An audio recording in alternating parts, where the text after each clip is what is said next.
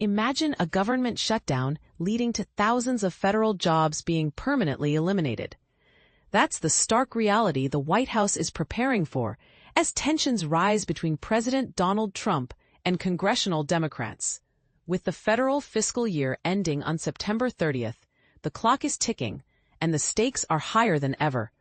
But here's where it gets controversial. The Trump administration sees a potential shutdown not as a crisis, but as an opportunity to slash the federal workforce, targeting programs that don't align with the president's priorities. Is this a strategic move to streamline government or a politically motivated power play? The annual budget standoff between Democrats and Republicans is nothing new, but this year feels different. Typically, Congress passes a continuing resolution to keep the government running while negotiations continue.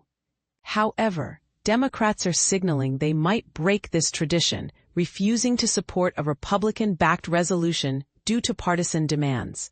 This has prompted the Office of Management and Budget to issue a memo urging federal agencies to prepare for the worst and to use the shutdown as a chance to permanently cut jobs in programs lacking funding or inconsistent with Trump's policies.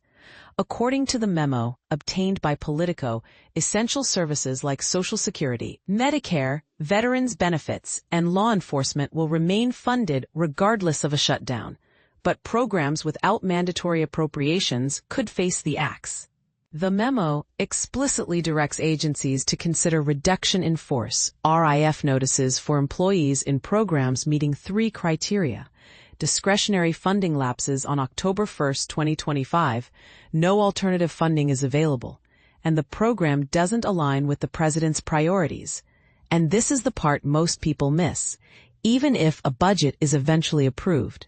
The memo instructs agencies to retain only the bare minimum number of employees needed to carry out statutory functions. The timing couldn't be more critical.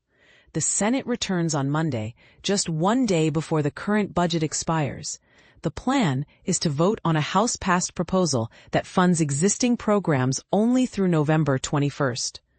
But with the House not returning until after October 1st, any agreement requires approval from both. The Wall Street Journal notes that prospects for a last-minute deal are dim, leaving many to wonder, will the government shut down next week? And if so, what will be the long-term impact on federal employment?